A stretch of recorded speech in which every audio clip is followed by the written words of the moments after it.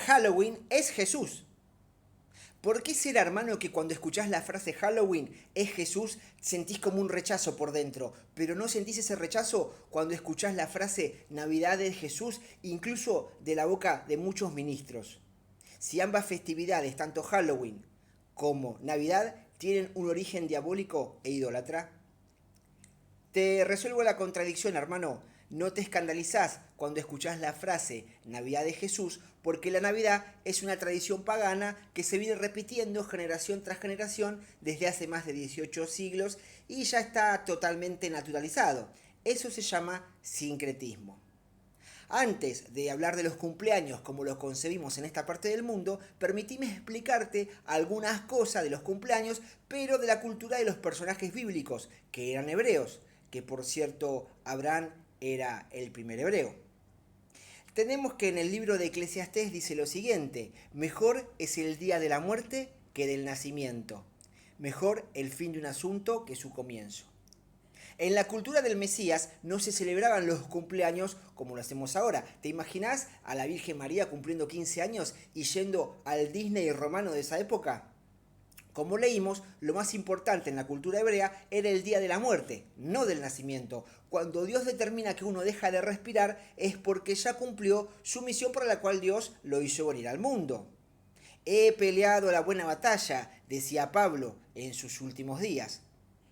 Traducido esto en lenguaje evangélico, más importante que nacer de nuevo y conocer a Cristo es permanecer en el camino hasta el final, los que perseveran hasta el fin. ¿Acaso no conoces personas que se apartan del camino de Dios por más que nacieron de nuevo al aceptar a Cristo? Fíjense que la mayoría de los personajes bíblicos aparecen de repente sin decirnos ni de dónde, ni cuándo, ni dónde nacieron, pero sí nos relata la fecha de su partida en este mundo, dando a entender que cumplieron su misión. En ese sentido, Salomón dice que es mejor el día de la muerte que del nacimiento.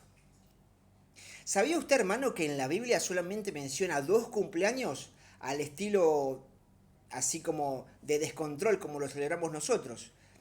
Y lo celebraron en un contexto totalmente pagano. Y en ambos casos mandaron a ahorcar a personas de su confianza. Me estoy refiriendo en el antiguo pacto, en Génesis 40, cuando el faraón, en su fiesta de cumpleaños, manda a ahorcar al panadero. Y en el pacto renovado, en Mateo y en Lucas, el rey Herodes, en su fiesta de cumpleaños, manda a ahorcar a Juan el Bautista. Aprendimos hasta ahora que de Génesis a Apocalipsis el pueblo de Dios no celebraba cumpleaños al estilo occidental como lo celebramos nosotros. Conmemorar el nacimiento de Jesús es algo totalmente anacrónico, es decir, fuera de tiempo. No hay ninguna alusión ni indicio de que Jesús celebrase su cumpleaños.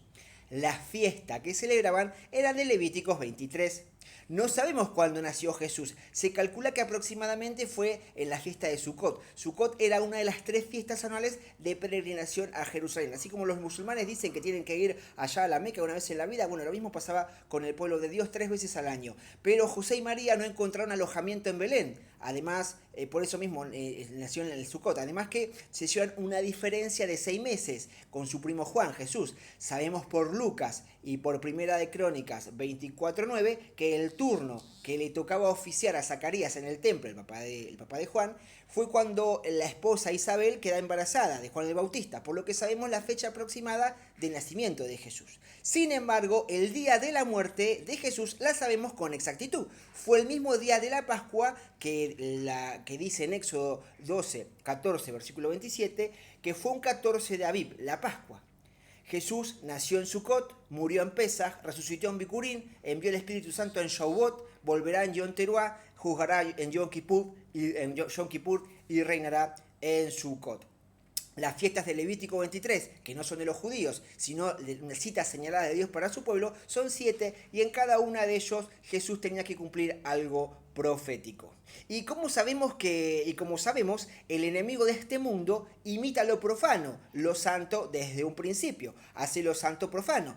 El mundo demoníaco también tiene festividades, incluso la Biblia satánica de Steve LaVey tiene su propio calendario, dicho por los mismos luciferanos. No es lo mismo ser luciferano que ser satanista, son 2 cosas diferentes. Hasta los umbandas tienen sus propias festividades, esto lo saqué de Wikipedia, lo pueden consultar ahí, pueden poner cualquier cultura pagana y tiene sus fiestas. ¿Cómo llegamos entonces con todo esto al cumpleaños de Jesús? ¿Recuerdan que Jesús dijo que el diablo es mentiroso desde el principio? Tenemos que empezar desde el principio para llegar al 25 de diciembre. Génesis 18 dice así: y Cusa engendró a Nimrod, quien llegó a ser el primer poderoso de la tierra. Cuando dice primer poderoso, quiere decir que fue el primer dios de la tierra. Este fue vigoroso cazador delante de Jehová, por lo cual así se dice, así como Nimrod, vigoroso cazador delante de Jehová. Quiere decir en su contra, es decir, que estaba en oposición. Cabe mencionar que fue el constructor de Babel, y este fue el comienzo de su reinado en Babel. Como Nimrod fue el primer hombre poderoso de la tierra, se lo consideró como un dios. Nimrod se casa con una mujer llamada Semiramis, que después se llamaría Istar, y llega a ser la reina y el rey del sol, estos dos personajes. Luego, esto cuenta la historia, usted lo puede investigar. Luego muere Nimrod y todos dicen que se fue al sol. Y su esposa queda embarazada, ella dice que se embarazó por los rayos del sol y que el hijo que tendría sería la reencarnación del dios Nimrod. Y a su hijo ella le pone de nombre Tamuz. Semiramis se casa con su hijo Tamuz.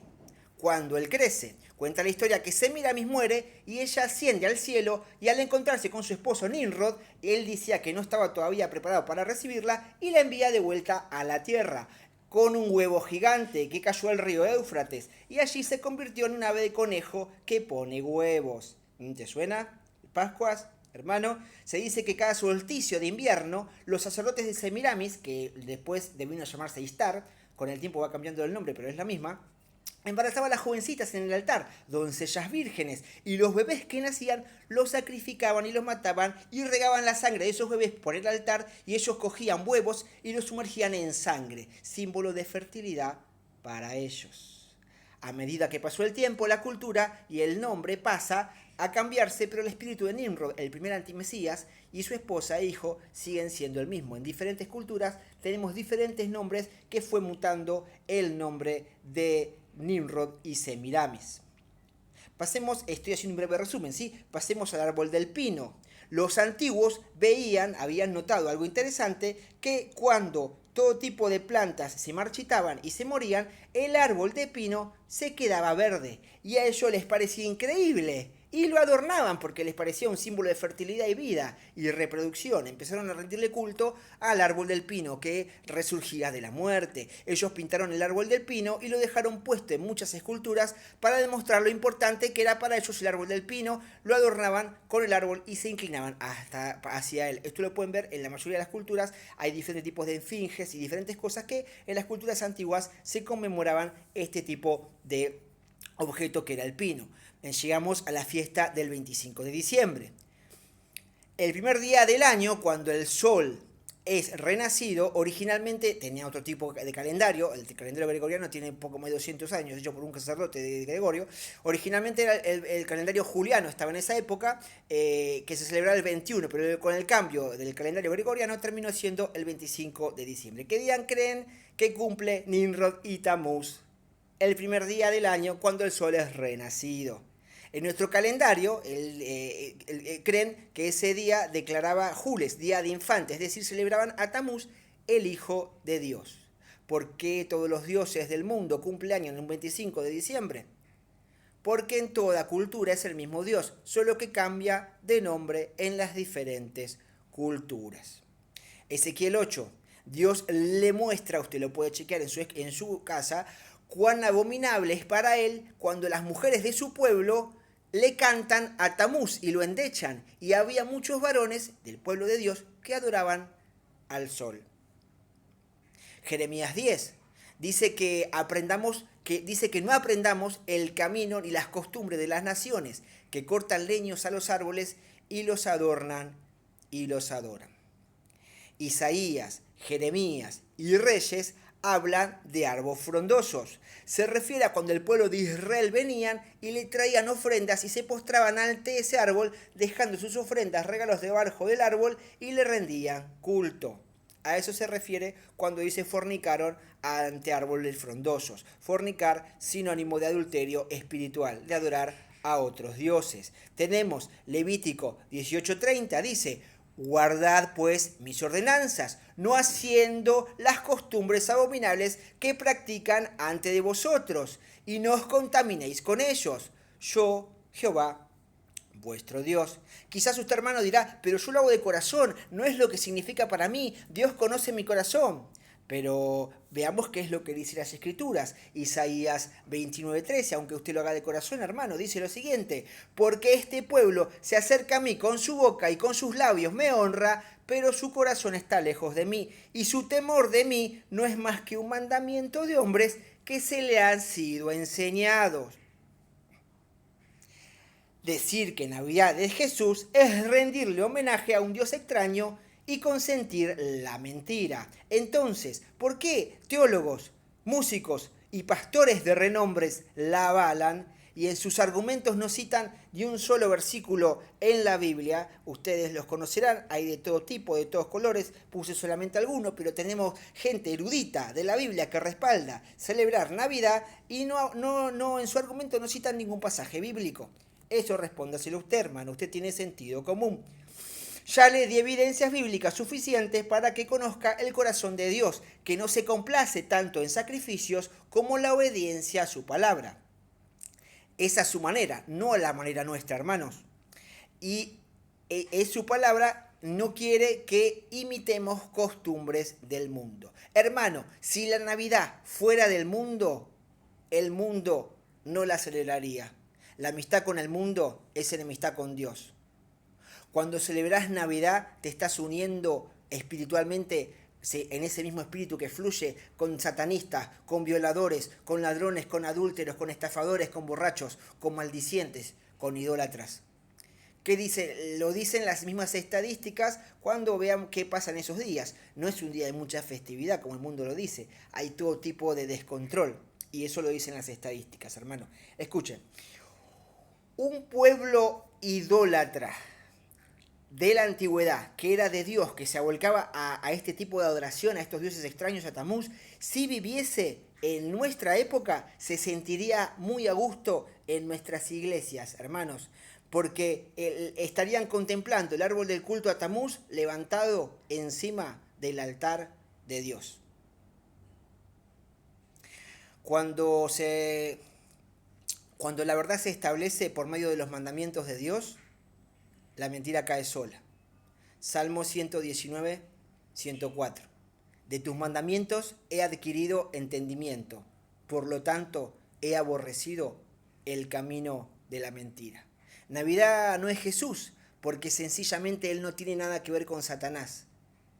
Juan 14:30.